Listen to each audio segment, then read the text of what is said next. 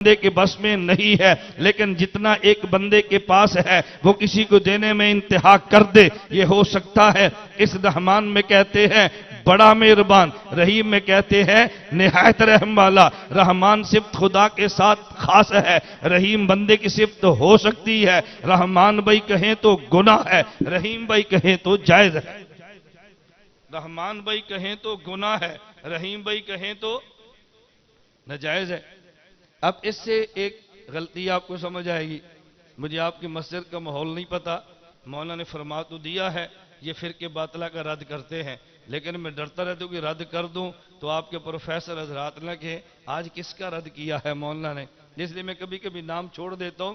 لیکن ایک میں ضرور کہتا ہوں، آپ اس سے اندازہ کریں، جب ہم علماء کہتے ہیں نا کہ ہر بندہ قرآن کی تفسیر نہ کرے، آپ لوگ اس سے اتفاق نہیں کرتے۔ ہم کہتے ہیں ہر کسی کا درس قرآن نہ سنے، آپ اس سے اتفاق نہیں کرتے۔ اب میں پھر آپ سے کہوں گا کہ آپ کو 3 جلسے کرانے پڑیں گے۔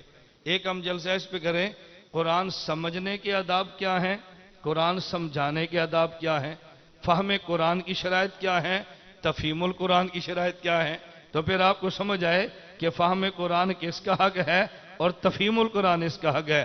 کیا تفہیم القرآن عالم نہ ہو وہ لکھ سکتا ہے؟ پھر آپ کو سمجھ آئے جب میں اس پہ دلائل دینا شروع کروں۔ لیکن ایک اصول یاد رکھ لیں، اب آپ بتائیں رحمان کا معنی الگ ہے، رحیم کا معنی الگ ہے، یا دونوں کا معنی ایک ہے؟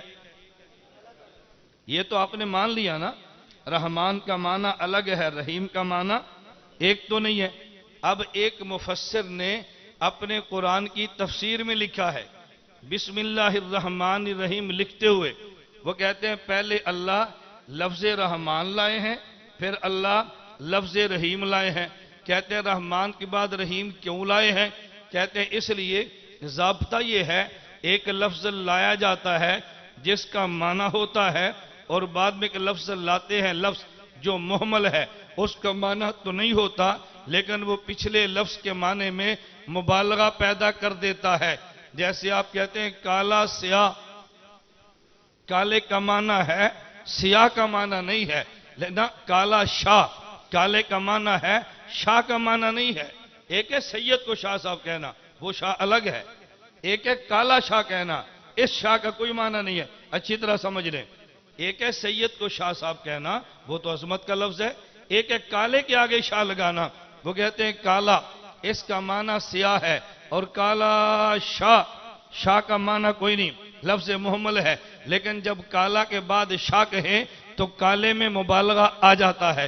وہ کہتے ہیں ایک لفظ ہے لمبا تڑنگا، لمبے کا معنی ہے، تڑنگا کا معنی نہیں ہے، لیکن یہ محمل کو لمبے کے بعد لائیں تو لمبے میں مبالغہ آ جاتا ہے۔ وہ کہتے ہیں اسی طرح اللہ نے کہا الرحمن الرحیم۔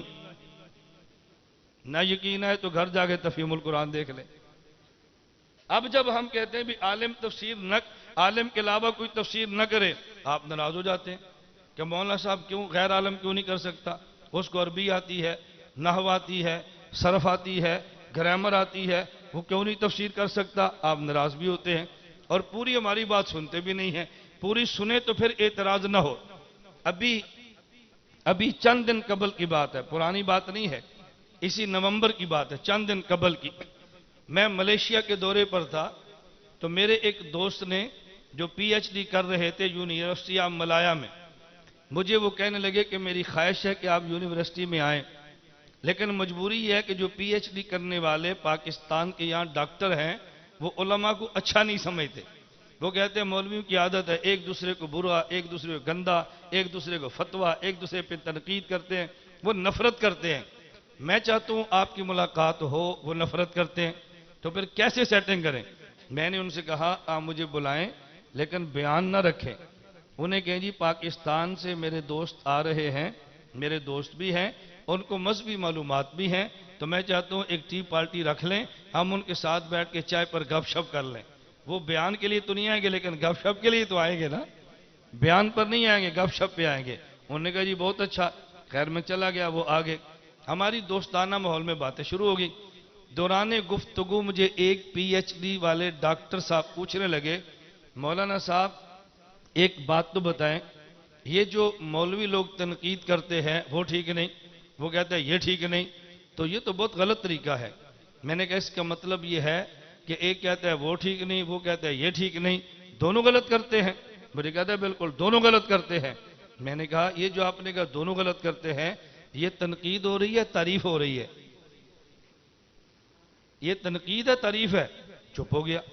میں نے کہا میں مثال دیتا ہوں، مثال کے طور پہ اہل السنت والجماعت کہتے ہیں اہل حدیث ٹھیک نہیں، اہل حدیث والا کہتا ہے اہل السنت والجماعت ٹھیک نہیں، دیوبندی کہتے ہیں غیر مقلد ٹھیک نہیں، غیر مقلد کہتے ہیں دیوبندی ٹھیک نہیں۔ آپ نے کہا یہ دونوں ٹھیک نہیں ہیں۔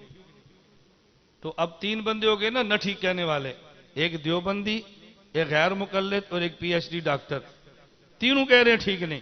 تنقید تو تینوں کرتے ہیں، فرق کیا ہے؟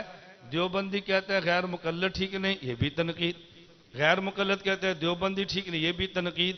یہ ایک کو برا کہتے ہیں تو کہتے ہیں دونوں ٹھیک نہیں، تو ان کی تنقید آدھی ہے، جناب کی تنقید تو پوری ہے۔ تو اگر ٹھیک نہ کہنا جرم ہے تو پھر ہم چھوٹے مجرم ہیں، جناب تو بڑے مجرم ہیں۔ اس لیے آپ کو کہنا چاہیے یہ بھی ٹھیک ہے وہ بھی ٹھیک ہے، یہ بھی ٹھیک ہے وہ بھی ٹھیک ہے، پھر تو مجھے سمجھ آئے نا کہ آپ تنقید نہیں کرتے۔ اب دیکھو تنقید کر بھی رہے ہیں اور تنقید کا انکار بھی ہو رہا ہے، کیسا عجیب سٹائل ہے یہ، بندے کو تعجب ہوتا ہے۔ میں لاہور ایک درس دیا تو مجھے ایک صاحب ملے، ماشاءاللہ پڑھے لکھے لگتے تھے لیکن کلین شیف تھے پڑھے لکھے۔ مجھے کہنے لگے مولانا صاحب حدیث کو ماننا ضروری ہے؟ میں نے کہا فرما دے ضروری ہے یا نہیں، مجھ سے کیوں پوچھتے ہیں؟ میری بات تو آپ نے ماننی نہیں نا، آپ نے سنانی ہے، آپ سنا دیں۔ بعض لوگ مسئلہ پوچھتے ہیں، پوچھنا مقصود نہیں ہوتا بتانا ہے، لیکن انداز پوچھنے کا ہوتا ہے۔ میں نے کہا جی آپ بتا دیں۔ مجھے کہتے ہیں میں تو سمجھتا ہوں حدیث حجت نہیں ہے۔ میں نے کہا دلیل پیش فرما دیں۔ کہتے ہیں رسول اللہ صلی اللہ علیہ وسلم نے فرمایا لا تکتبوا انی غیر القرآن، میں جو قرآن پڑھوں وہ لکھا کرو، قرآن کے علاوہ میری حدیثیں نہ لکھا کرو۔ جب اللہ کے نبی نے منع کر دیا پھر ان لوگوں نے کیوں لکھی ہے؟ میں نے کہا جو آپ نے پڑھا ہے لا تکتبوا انی غیر القرآن، یہ کون سی آیت ہے؟ کہتے ہیں تو حدیث ہے۔ میں نے کہا یہ تو ماننی نہیں ہے، یہ تو نہیں ماننی نا بھئی، اب آیت پڑھ کے سناؤ کہ حدیث غلط ہے۔ اب آپ کہتے ہیں حدیث نہیں ماننی، کیوں؟ حدیث میں آیا ہے۔ یار یہ بات تو ہماری سمجھ سے باہر ہے، ہم دیہاتی لوگ ہیں، سادے ہیں، پر اتنے بھی سادے نہیں جتنا آپ نے ہمیں سمجھ رکھا ہے۔ میری بات سمجھ آ رہی ہے آپ کو؟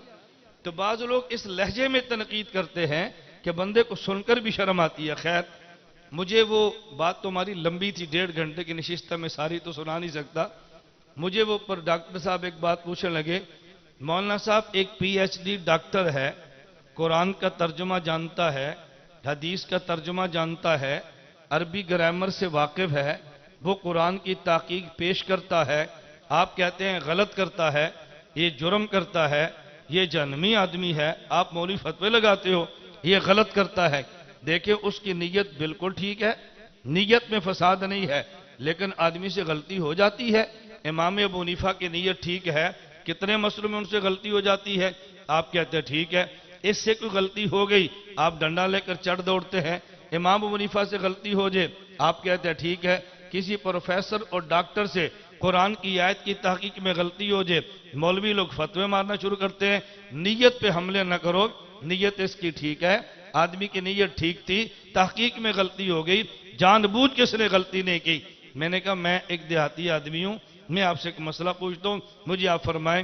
میں نے ان کو یہ نہیں بتایا کہ میں مولوی ہوں، پوری گفتگو میں ان کو بعد میں پتا چلا کہ یہ تو مسئلہ کا فلاد بھی ہے اور اس کی ویب سائٹ یہ ہے، فیس بک یہ ہے، اتنی کتابوں کا مصنف ہے، وہ تو بعد میں چلا ان کو پتا۔ آخر میں نے خود ان کو بتایا بھی آپ فیس بک پہ آنا میڈیا سروسز میرا پیج ہے، آپ اس کو لائک کر لو، anamedia.com ہماری ویب سائٹ ہے، آپ اس کا وزٹ کرو۔ یہ باتیں میں نے بعد میں ان کو بتائی۔ خیر میں نے کہا مجھے ایک بات بتائیں، ایک آدمی ہمارے دیہات میں آتا ہے اور اس نے پیٹ پہ ہاتھ رکھا ہے، چودھری صاحب اس کو پوچھتے ہیں، آپ پتہ نہیں کیا کہتے ہیں ذمہ کو، چودھری ہم کہتے ہیں ہم، آپ کیا کہتے ہیں؟ آپ کا اپنا مسئلہ ہوگا۔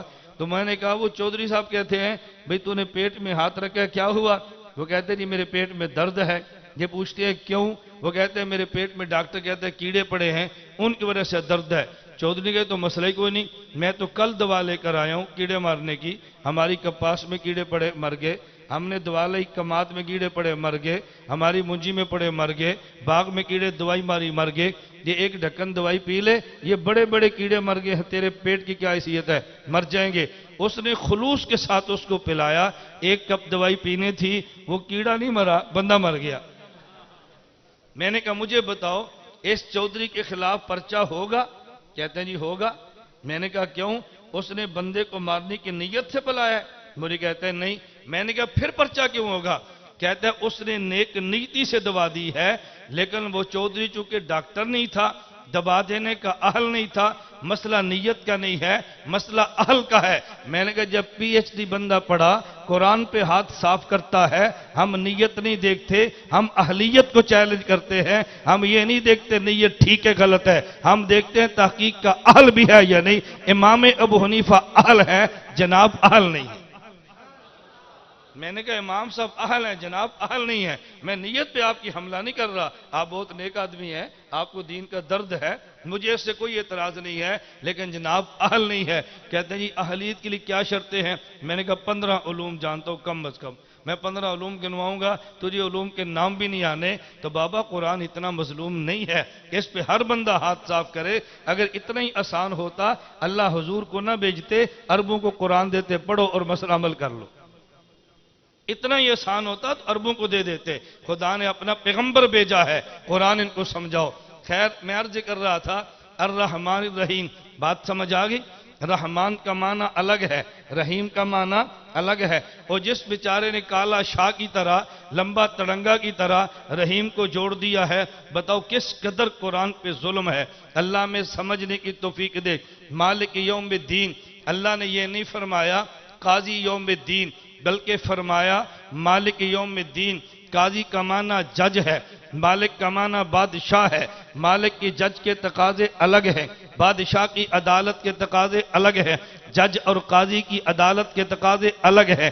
اللہ نے ہمیں بتایا قیامت کے دن میرے دربار میں آؤ، مجھے جج اور قاضی سمجھ کے نہ آنا، مجھے مالک سمجھ کے آنا۔ اس کی وجہ یہ ہے جج قانون کا پابند ہے، مالک قانون کا پابند نہیں ہے۔ اگر استغاثہ کیس لے کر عدالت میں جائے اور شہادتوں کے ساتھ استغاثہ ثابت کر دے، دنیا میں کوئی جج مان ایسا نہیں جنا جو جج یہ کہے شہادتیں موجود ہیں، کیس بالکل ثابت ہے، تم نے قتل ثابت کر دیا ہے، میں چونکہ جج ہوں میں پھر بھی معاف کرتا ہوں۔ کوئی جج یوں نہیں کر سکتا۔ جج جب معاف کرے گا تو کہے گا میں ملزم کو شک کا فائدہ دے کے بری کرتا ہوں، اس کے کیس میں سقم ہے، شہادتوں میں کمزوری ہے، ثبوت مکمل نہیں ہے۔ کوئی جج کہہ سکتا ہے شہادتیں بالکل ٹھیک ہے، ثبوت بالکل بجا ہے، لیکن میں پھر بھی معاف کرتا ہوں۔ جج نہیں کہہ سکتا، لیکن مالک کی عدالت میں آئے تو مالک کہہ سکتا ہے میں جج نہیں ہوں جو قانون کا پابند ہوں، تو جج قانون کا پابند ہے۔ مالک چاہے تو قانون استعمال کرے اور ملزم کو سزا دے دے، اور چاہے تو شاہی اختیارات استعمال کرے اور اس کو معاف کر دے۔ میں سمجھانے کے لیے کہتا ہوں، ایک آدمی کی فیکٹری ہے، وہ مالک ہے، اس کی فیکٹری میں 6 ماہ سے چوری چل رہی تھی، مالک بڑا پریشان ہے، اس نے منشی سے کہا منشی جی چور پکڑو۔ اس نے 2 ماہ محنت کی، چور پکڑ لیا اور چور پکڑ کے عدالت میں لے گیا، ادھر کیس کر دیا۔ منشی بیچارے نے 2 ماہ محنت کر کے چور پکڑا ہے، گواہیاں ثابت کر دی ہے، اور پھر اگر جج کہہ دے میں نے بری کر دیا تو منشی پوری زمین و آسمان سر پہ اٹھا لے گا۔ یہ استغاثہ میں نے ثابت کیا، گواہ بالکل موجود ہے، مال میں نے برآمد کر دیا ہے۔ اب آپ کون ہوتے ہیں معاف کرنے والے؟ لگتا ہے جج کو پیسے لگے ہیں، اس نے کیسے معاف کر دیا یہ چیخے گا۔ لیکن اگر چور کو پکڑے اور فیکٹری کے مالک کے پاس لے کر آئے اور وہاں اس میں گواہیاں بھی پیش کر دے، وہ مال بھی برآمد کر کے رکھ دے، اور ملزم بھی کہہ دے ہاں میں نے چوری کی ہے، مالک پھر بھی کہہ دے میں نے معاف کر دیا ہے، اب منشی نہیں کہہ سکتا آپ کون ہوتے ہیں معاف کرنے والے؟ میں اپنی پنجابی زبان میں کہتا ہوں، مالک پوچھے گا تو فیکٹری دا پیو لگنا ہے؟ نہیں سمجھ آئے؟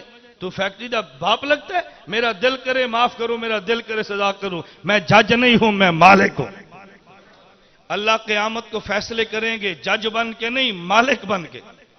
دل کرے قانون دیکھے